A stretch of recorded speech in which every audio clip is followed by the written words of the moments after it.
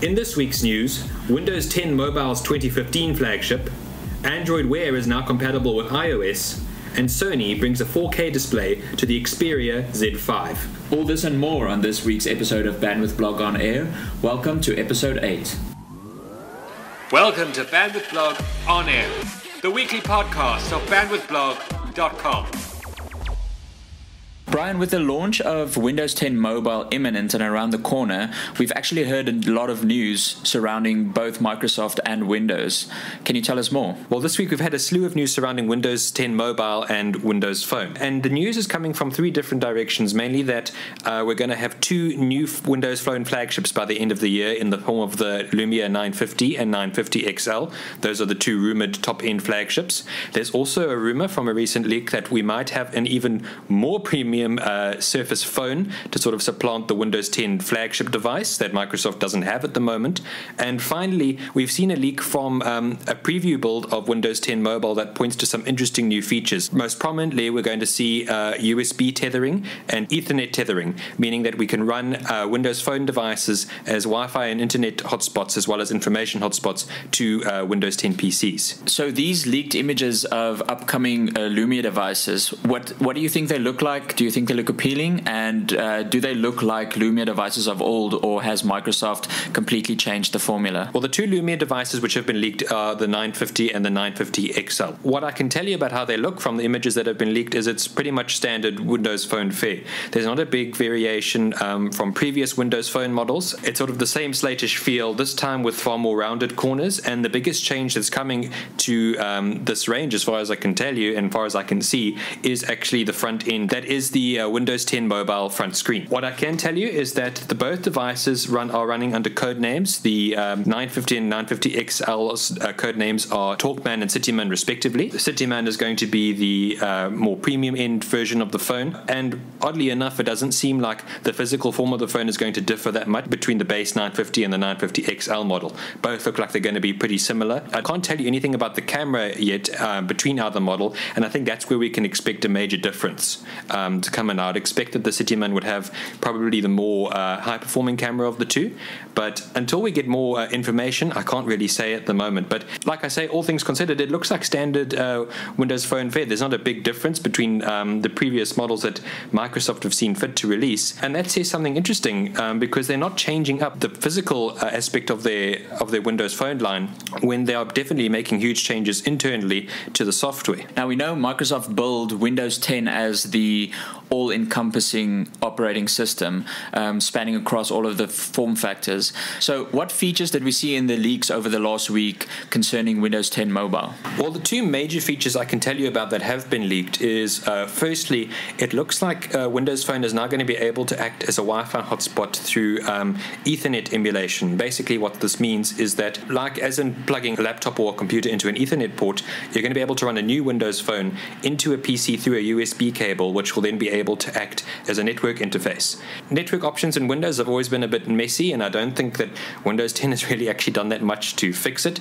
Some back-end parts of the control panel still look as ancient as they were with Windows XP or Windows 7. So I think that's interesting, and probably Microsoft, I think, are aiming with this to get users more interested in the ecosystem features of Windows that Windows 10 is now offering. The second piece of leaked information points to the fact that there are new settings available to tether a Windows Phone to a PC through a USB cable. And that on its own isn't particularly interesting. It probably just points to an easier form of file transfer between the two. But what I'd find interesting about that is that following on from leaks about a potential Surface phone, it was pointed to that this Surface phone in question might be launched alongside some form of USB connector, and we don't know much about what that might do. But what this leaked information might point to is that there are new settings being developed for Windows Phone which might see integration with that little black box in that image. We still don't know what the function of that is. It might just be for simple Wi-Fi sharing or mobile internet sharing or file transfers, but it points to the fact that Microsoft might be doing something very interesting to sort of have a hub device between Windows 10 tablets, PCs, and smartphones. Now, in other software news, and I find this particularly interesting, Google have made Android Wear accessible through iOS through a new app. That's right. Google has just launched Android Wear on iOS. Now, nobody really saw this coming, and to be honest, very few people thought that this would ever happen, because as we know, Apple is very cagey about opening up their software to anyone else, especially Google. As you can imagine, there are still restrictions because this is a Google app running through iOS. So this means you'll be able to use any Android Wear smartwatch in the future on iOS. There's only 3 smartwatches compatible at the moment, but all future ones will be. But they will only be able to run services specific to Android Wear and specific to Google. So there is no third-party app support, which is a bummer for most people. But I think it is a very interesting addition to the ecosystem, because now people using iPhones have a vast majority of smartwatches which they can use, as opposed to just the Apple Watch. Now, to my mind, I actually find this news quite amusing, because I can't think really of an iPhone user that's going to go out and buy an Android Wear smartwatch. Maybe if you have an iPad and an Android phone, I think that would be an enticing option, but I don't see it being the other way around.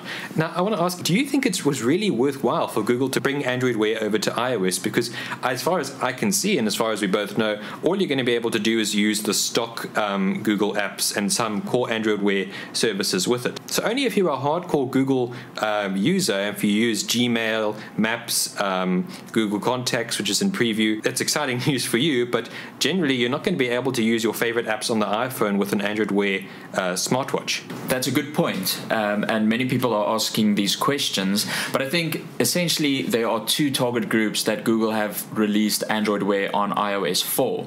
First of all, it's those people you talked about, those iOS users heavily vested in Google software, using the Google services on iOS. I'm not sure how many people that would be. I know a lot of people love the Google software even on iOS, but we found that most people that enjoy using Google software have an Android device anyway. We're not very sure about that target group. The other one, which is in my mind kind of the perfect target group for Android Wear on iOS, are those people that don't want to pay $300, $400 for an entry-level smartwatch. Now, it won't have all of the functionality that the Apple Watch had, but still, it means that it opens up the avenue for other manufacturers whose hardware can start at perhaps $150, $200 for a smartwatch. And even now, I mean, you can buy the current gen Moto 360 for around $115, $125 in the United States, which I think is a bargain. So now you'll have the opportunity to use these cheaper, perhaps a previous generation device on iOS as well, and that opens up a massive amount of people, especially in the United States, which I think is where Android Wear is targeting iOS users. Now, in other seemingly bonkers news, Sony are bringing a 4K display to their next flagship, which will be the Xperia Z5. I have to ask you, do you think this is a wise move? Brian, I'm not sure. As you say, it seems crazy, right, to have a 4K display in a 5.5-inch format. I mean, 4K displays are only now becoming commonplace in massive 50 to 80-inch television screens. So, I mean, why would they do this? It's a lot to think about. Now, just to be clear, it's not going to be on the Xperia Z5. It's going to be on the Xperia Z5 Premium. We're not sure what it's going to be called, but it seems like there are going to be 2 versions.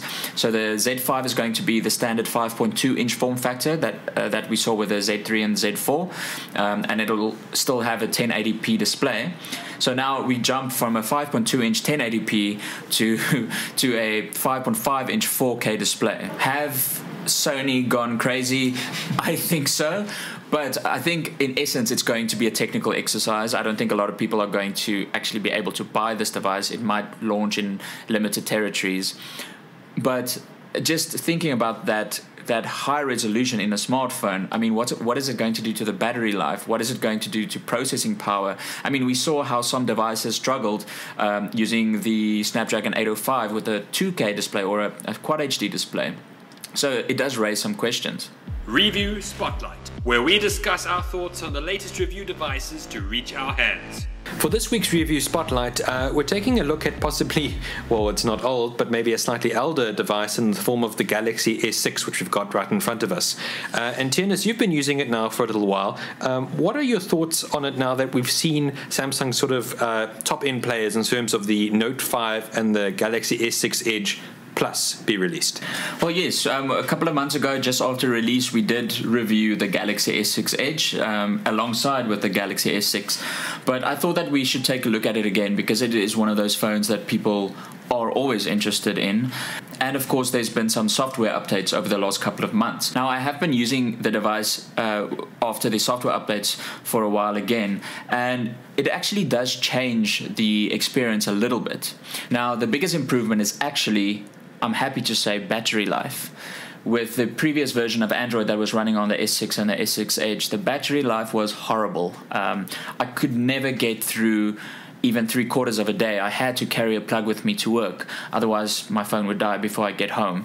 Now, luckily, I do make it home with the battery still intact, but I have to plug it in quite early in the evening now. I think that's quite interesting because when the Galaxy S6 came out, a lot of people were really enthused about sort of the more tame take it took on TouchWiz and the UI side especially, and there was a lot of applause about how it brought the better aspects of a sort of a metal and glass frame to the S lineup.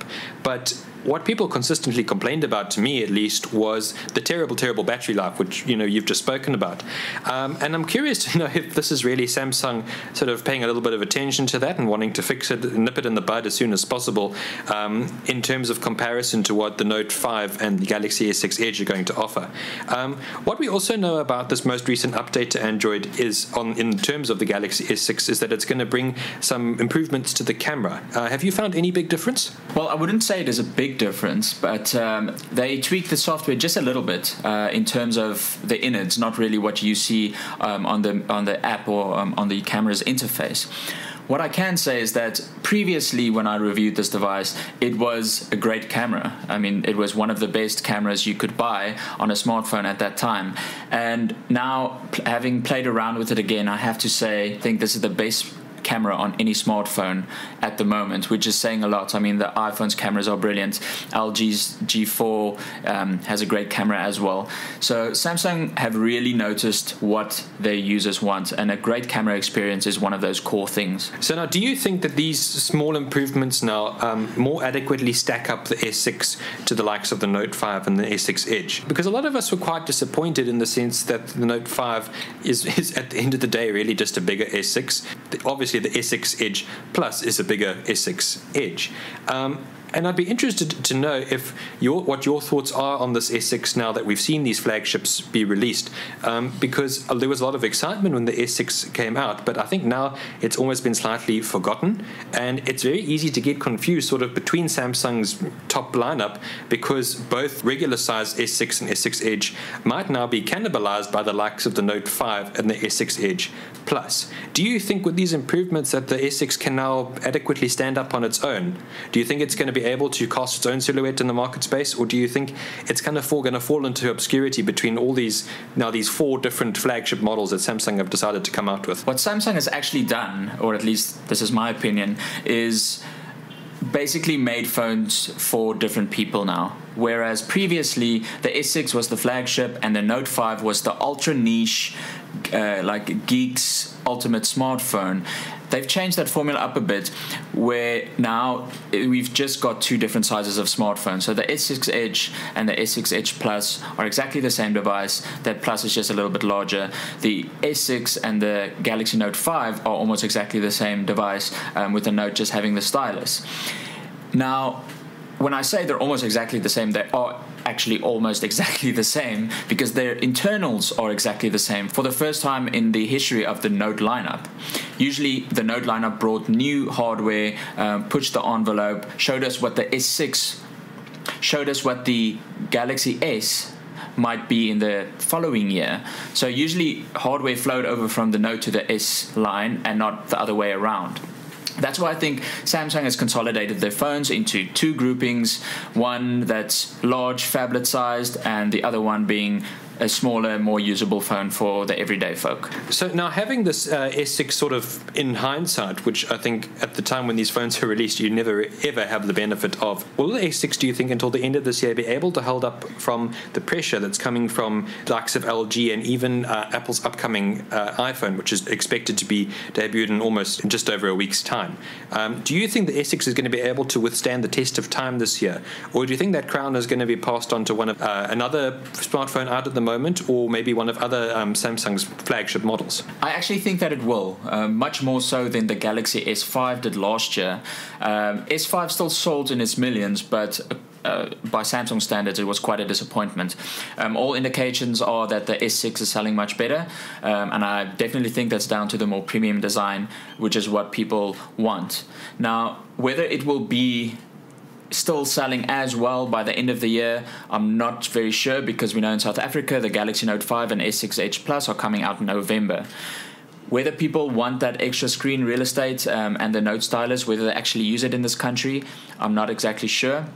What I do know is that the Note 5 is definitely still the best phablet you can buy. So people that want extra functionality through the S Pen with still a great display and great performance will definitely go for the Note 5. But the core smartphone user, I think, will stick to the S6 in terms of size. I think that the LG G4 is a very, very capable device. And if I had to choose between the two of them, it would be very, very difficult. I think it would come to what design you prefer. I think LG have made a lot of strides, and I think they are putting a bit of pressure on Samsung. HTC haven't been able to put any pressure on them for reasons unbeknownst to me. I mean, it's a great, great phone, and they just aren't performing well. I think the company that is putting Samsung under pressure the most, and I don't think just in South Africa, is Huawei. Now, their devices are really, really doing well, and there's a lot of specials in South Africa right now for the Huawei P8, their latest flagship, which we also recently reviewed. Now, that's a great device, and it's about 3,000 to 4,000 Rand cheaper than the Galaxy S6. So I think that is probably the biggest worry for Samsung, especially in South Africa. But I think us as consumers must be happy, because we've got all these great devices now to choose from, whereas 3 or 4 years ago, you probably had an iPhone or a Samsung. Those were your only two choices. So, I mean, it's just great for the consumer. That's all for this episode of Bandwidth Blog on Air. Thank you very much for joining us. And be sure to tune in next week for episode 9 of Bandwidth Blog on Air. We'd very much like the show to be driven by you, our listeners. So we'd like to shake it up a bit. And next week, we'd like to talk about things that are on your mind and not necessarily ours. So we'd like you to send us questions regarding any gadgets, any apps or internet services, and we'll do our best to answer them next week, which will make a listener's mail episode. You can pop us questions to editor@bandwidthblog.com. Thanks for joining us, and see you next week. You've been listening to Bandwidth Blog on Air, the weekly podcast of bandwidthblog.com.